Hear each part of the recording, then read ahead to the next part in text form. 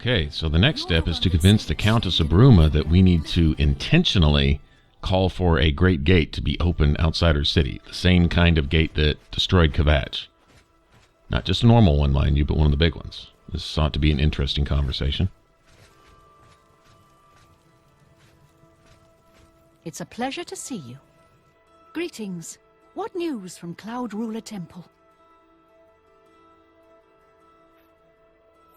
A desperate plan indeed. This prince?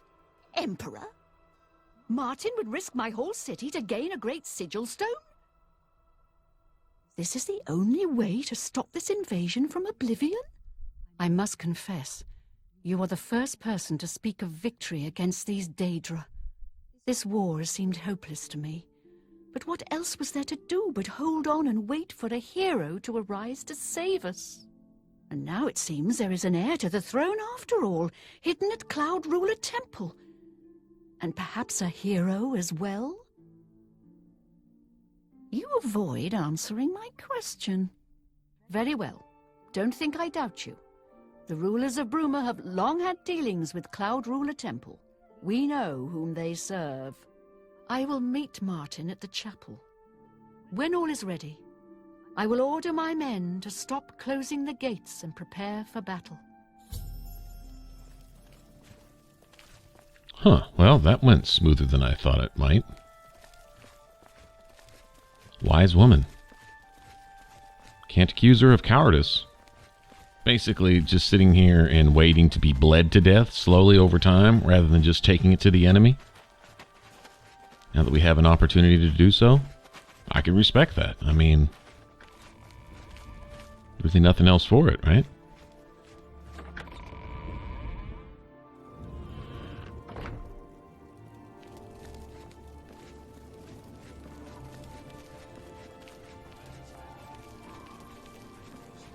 And once again, here we are in Bruma, facing one last siege of the Oblivion Gates. What's going on with you? They say syndicates of wizards. Just about everything in the game has pointed us here. I've been trying to point that out as we go along. Basically, a lot of hints as to where the next game would take place. And I really only point that out so that when you're playing Elder Scrolls V, when you're playing Skyrim, keep an eye out for clues and hints as to where they might, where Elder Scrolls 6 might take place. My guess is elsewhere, from what I've seen and the few things I've gathered in Skyrim. And then my next best guess after that would be Hammerfell, because they've mentioned and described both those places, but elsewhere even more so. I think they've gone into more detail. Although it's you know, little discussions, little NPC comments here and there, people you can talk to and ask about it. Elsewhere, you get a real good idea of what the place is like and some of the stuff that's going on there. But Hammerfell also, you could say the same. So I don't know. Elsewhere, more so. I am Nerina Carvain, Countess of Bruma, at your service. There is no need for any formality at this time. I am not Emperor yet, and I am quite new to this notion of being heir to the throne. Thank you for coming. I know I am asking for a great deal of trust, but this is the only way. I would not suggest it otherwise. Your champion has already explained the situation to me. I have agreed to it. We will not win this war through caution. You have a rare gift to know when desperation is the path of wisdom. I will do everything in my power to defend your city, my lady. If Bruma falls, the Empire falls with us. So be it.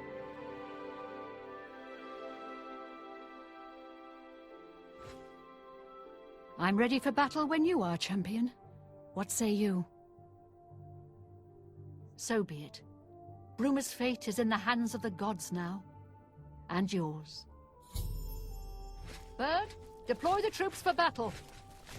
I might have a small crush on the Countess of Bruma. Just saying. She's pretty cool. Well, we might not be seeing this chapel again.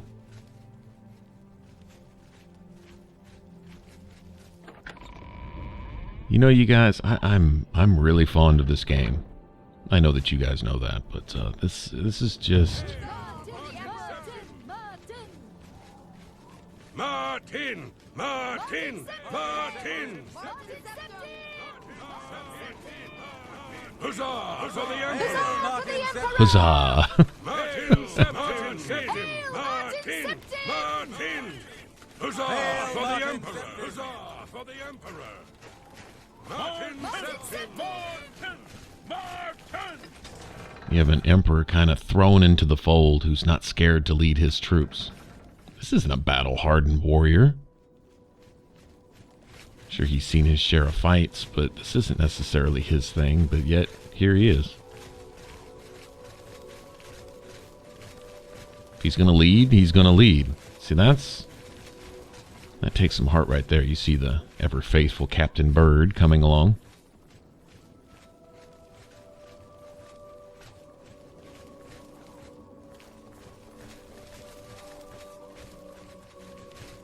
We are getting kind of close to the end here, and I have to admit,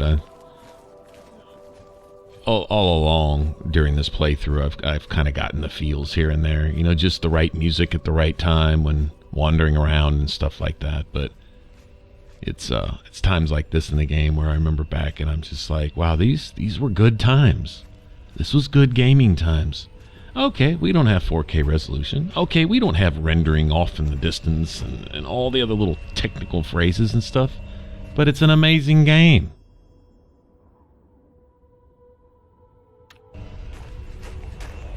You know, I'd like to have seen this game remastered, and I'd like to see Morrowind remastered more than any of the Elder Scrolls, to be honest. But I don't know that this one needs one, to be honest. Will we let the Daedra do to Bruma what they did to Kavach?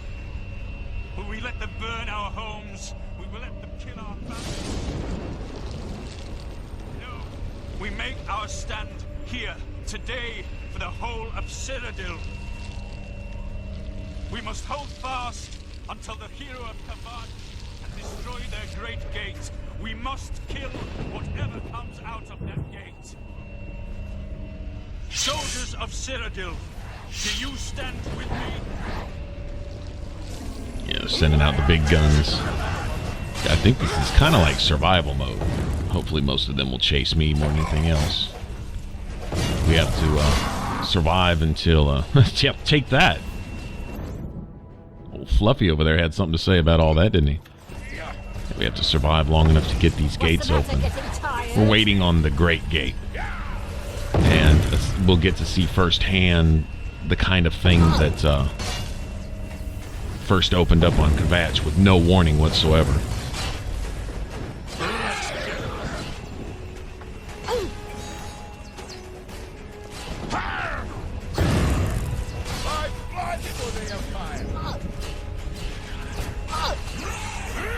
One-handing a claymore.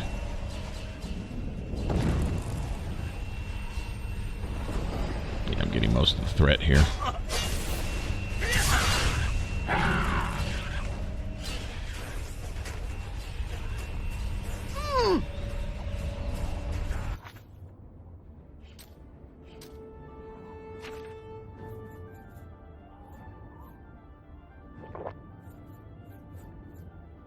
I'm getting kind of low on potions here.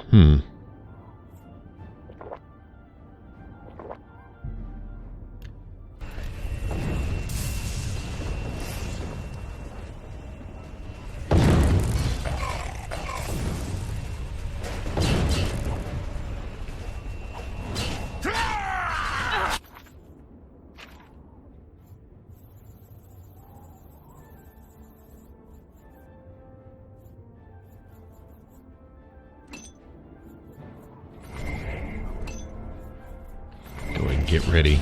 This thing should be opening any second now.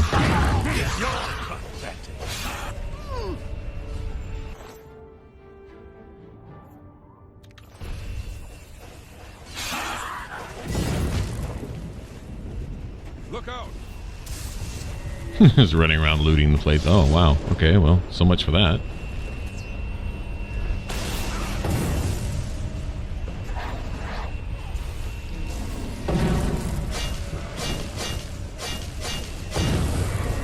Nice.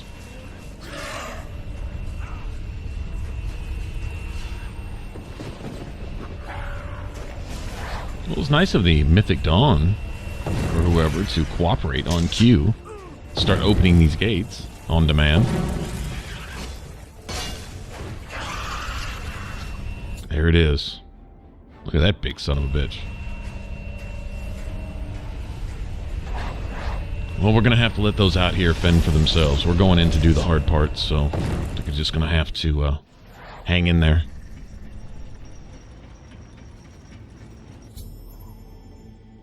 You might remember this. This is a Daedric siege engine, but this, you'll see this during the little movie at the very beginning of the game, where it shows it marching forward. This is where that comes from.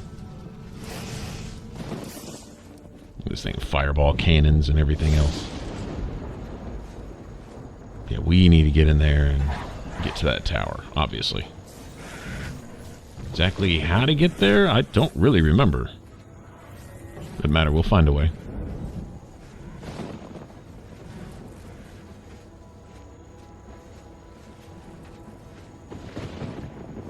Okay, is there a path through here? Doesn't really look like it.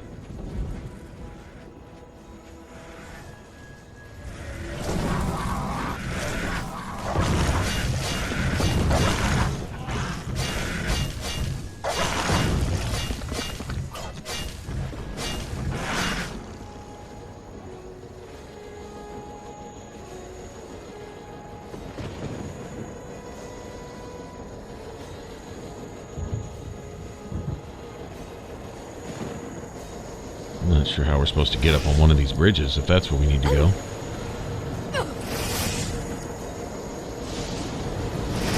It shows you how many times I've played the game and how many times I've actually finished the game.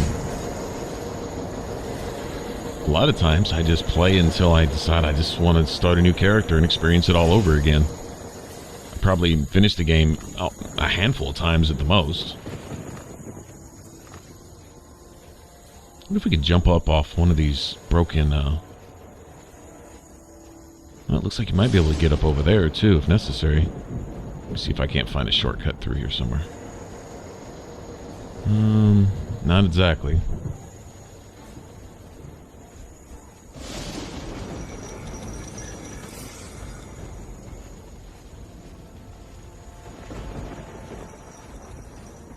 Well, let's hope this fire is considered magic. I can resist that.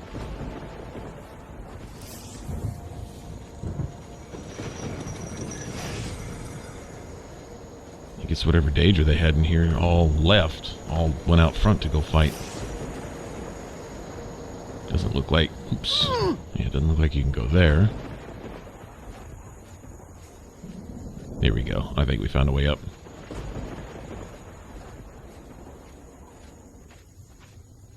I can see trying to avoid... If you're not immune to fire, I can see trying to avoid that on the way up being an issue. Better get some quick health regen. Chug down a few potions and make a beeline straight down the middle, I guess.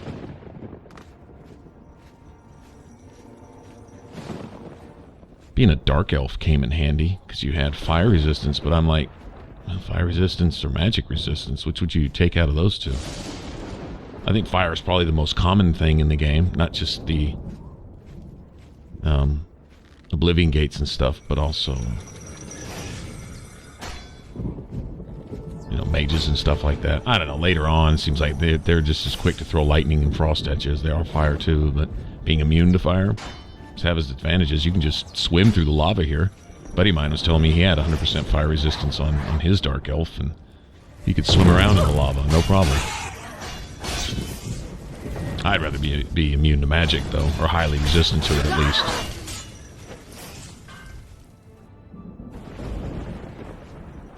Okay, well, I don't know if we can get around this gate, but rather than wasting time with that, I think we're just going to go up here and just open it. Sure, we'll probably find some Daedra in here, too, but this is probably our quickest route, seeing as we're being timed here anyway.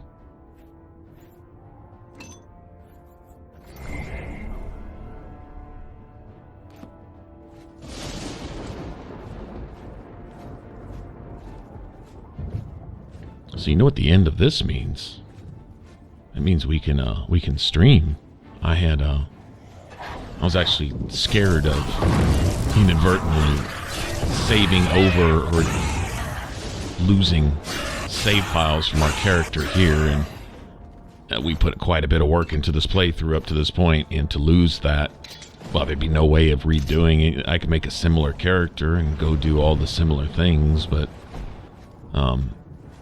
what kind of shame would that be, to be at the very end of your playthrough and just lose your character by writing over it with, a stream character? Because when I'm streaming, I, save. On this difficulty, it's a good idea, especially early, to save often. And so, you get in the heat of it, you're dying when you don't think you should be, you're having a bad time or something like that. You finally get frustrated and you save, and you find that you save over your endgame character. I wasn't even going to go there. I could see it happening, and as soon as I saw it, I said, I'm not going to do that. I'm actually gonna not do the stupid thing for once. And so that's kind of why we've been holding off. We've been having fun with Skyrim Special Edition anyway. Have some thoughts on that too. It's not an RPG that I consider worthy of a second playthrough, seeing as I haven't really done that with any other games on my channel. But with the Special Edition coming out and some of the mods that are available, I've been taking a look and seeing what they're coming out with. They have a weapon mod that has some of the coolest looking greatswords I've seen, and you can smith them yourself with basic stats. Like, I'm a big fan of challenging. I think Legendary finds its best balance on Skyrim if you play with basic gear. Anything becomes easy with, full Daedric this and full Dragonbone that and all that kind of stuff once you become familiar with the game. First time playing the game, maybe not, but once you become familiar with Skyrim, it tends to a little over-easy it. I mean, the game's going to be a little rough at the very beginning regardless, because you start out a noob. You don't have anything. You've got, prisoner's rags and a wooden stick, and you're down there, getting one-shotted by mud crabs on Legendary and skeevers and stuff. But once you get a few levels under your belt, start toughening up a little bit, go get a bunch of Dragonbone and Daedric stuff or whatever. It becomes... I don't think this is the way I want to go. I'm trying to make a beeline to the top. I'm not sitting in here trying to show off my combat prowess by fighting everything in this tower when I only have, 7 or 8 minutes left? Who knows what we'll meet at the top, too. I could just sneak all the way through, to be honest. Yeah, but anyway, I found that you can craft a lot of this stuff. Plus, I saw some armors, and some of them are even sexy armors. And, say what you will, I'm not going to get into the whole debate over, well, that doesn't look like it could protect you. So if you want your character to look really cool, whether it's really sexy or really badass, I'm as fond of, the Ebony Mail and a full Daedric set with all of its spiky red glowingness and all the badassery. But I've seen some armors that are so artistic and so creative that if you had a character and you were role-playing as a character who just doesn't give a crap, I'd run around fighting naked just to demoralize my enemies type attitude, whether it be male or female character, if it weren't illegal type of thing, that type of attitude. Like a berserker running around in just a loincloth. You even see that during the loading screens. They show an orc with 2 axes and a loincloth, and that's about it. War paint and a readiness to kick everybody's ass type thing. And, different play styles and stuff. And I think, in one-player game, it's each to their own. But I saw some beautiful armors and stuff. And, I'm not going to get into the whole skimpy this or bikini armor, whatever. I don't care. They were just really, really well done. Really artistic. The main thing I was interested in were, one was the, I think it was the Adorable Females mod. I'm saying the actual name of the mod itself. I think that's what it's called. And it just smooths out and pretties up characters' faces, gives new hairstyles, which I was really wanting to look into. That's a big thing with me in any RPG, character creation. I like my character look cool. If I'm going to make a female character, I want her to be beautiful and sometimes even, mean or badass looking, wicked looking, like my Skyrim characters up to this point. I usually set them up getting ready to be a vampire with, makeup that almost looks like blood coming out of the eyes and mouth and stuff like this, It doesn't have to be ugly, but there's a certain, wicked badassery going on there. It's a makeup character. Have fun with it type of thing. Well, more hairstyles and stuff like that, I'm down with that. And some of the two-handed weapons were Oh, they're huge. Very Final Fantasy, Darksiders 2, God of War-ish, you know, this just the whole oversized, big, badass stuff. One sword, I think, is actually from Final Fantasy. It's the huge, simple, straight blade, and I'm thinking, I think I need this. And so I've always kind of wanted some stuff like that. But from what I saw, I may be wrong, but it looked like you can smith it with whatever stats you wanted. Like, you can make them all iron. So you could have a really cool-looking weapon early in the game. As long as you had access to a smithing bench, you could use the skin that you wanted, and the stats pertain to whatever material you had. That, to me, is ideal crafting. I've been talking about that, and it looks like somebody came out with that, so I'm obviously not the only one that thinks that way. I think materials should dictate the strength of your weapon, not the skin, not the look. You know, I understand, you know, as you get a higher level, then your equipment is supposed to become quote-unquote more badass, but isn't that in the eye of the beholder? Like, some things that I think some developers consider looking badass, like some of the late-game armors, aside from the Daedric in Skyrim. Oh, what is it, the Snow Elves armor and stuff like that? I thought it looked stupid, right? Oh, dude, I thought it looked really cool. Each to their own. Like I say, it's, you know, it's opinion. But that's the thing is don't make me stay stuck to a skin for particular stats. If I want decent gear at the end game, but I got to look like Willy Foo-Foo, that's not cool. Let me wear whatever skins I want, and let the quality of the material be determined by the material. In other words, I would think that a bear hide would be a little more protective than a rabbit skin. Okay, so the kind of leather I'm using or the kind of material I'm using on my armors, let that dictate. It'd be nice if they had that kind of detail. There's wolf pelts and bear pelts, and probably they could even make rabbit skins in the game. Let those dictate the quality, and let the look. You know, if I was making leather armor out of rabbit pelts, I would expect it to be small skins sewn together and look a little bit raggedy. It'd be lower level. But if I wanted to wear that, I could. You know, that's what I'm looking for in crafting. It looks like some of the modders have had the same ideas. Anyway, so I'm gonna look into these. So I was thinking about doing a playthrough of modded Skyrim and picking some mods. There's some really cool environmental ones that even make the console version very PC-ish.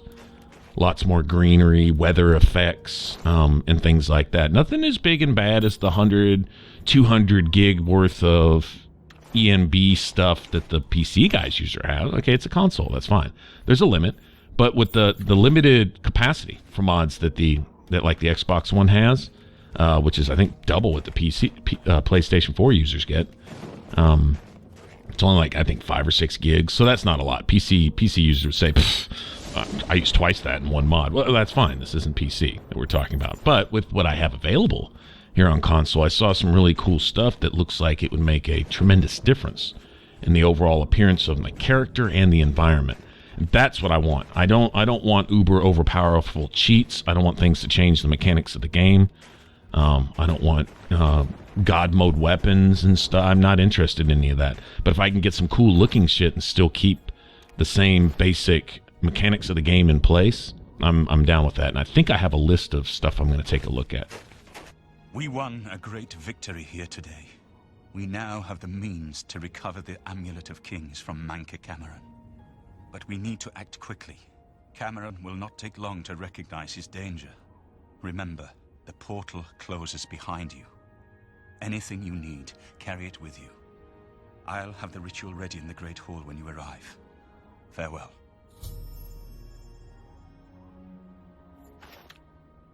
All right. Farewell, my friend. Looks like we can close the Great Gate. We got a sigil stone from one of the small gates off to the side, but I was honored to fight here we go, man. side again. May your sword always strike. Man, Boris, you remember when it started, man? We was a prisoner in rags. We were escaping through the tunnels. The Emperor was killed on your watch. You thought everything was lost, but we never quit, did we? Never gave up. This is an epic story. This tale here, this is like a chunk of history that you get to play through in Elder Scrolls lore. Congratulations on your victory.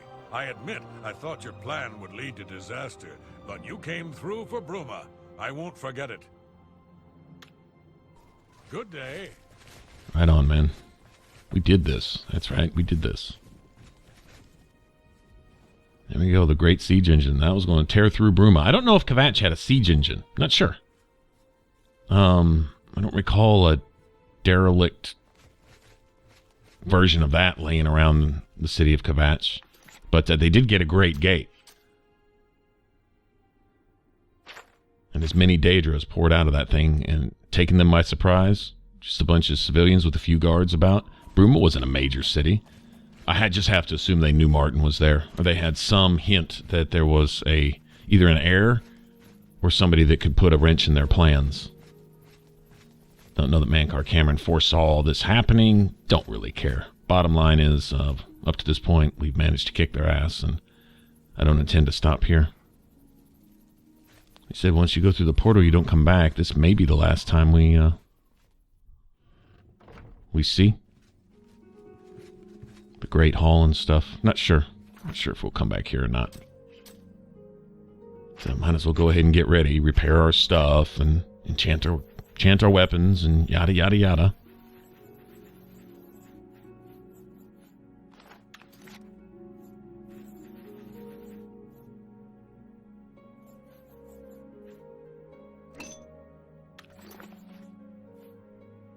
I don't think I have any common ones. Got a bunch of these though.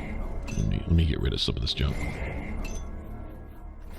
Won't really matter. We have things in our inventory. We probably have a couple grand and stuff to go sell. Just don't need the money. Haven't bothered. Don't plan on picking up a whole lot more. I have what I need. It'd be nice to have found a Daedric helmet and gloves to complete our set, but that's cool.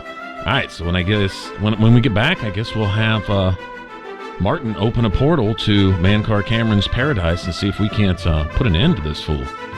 Alright, until then, you take care. Thanks for watching. If you want to subscribe, you can click that button up top. If you want to catch the rest of this playthrough, you can click that image in the middle. It should send you straight to the playlist. You take care, and I hope you're enjoying this. Alright, I'll see you on the next one. Bye-bye.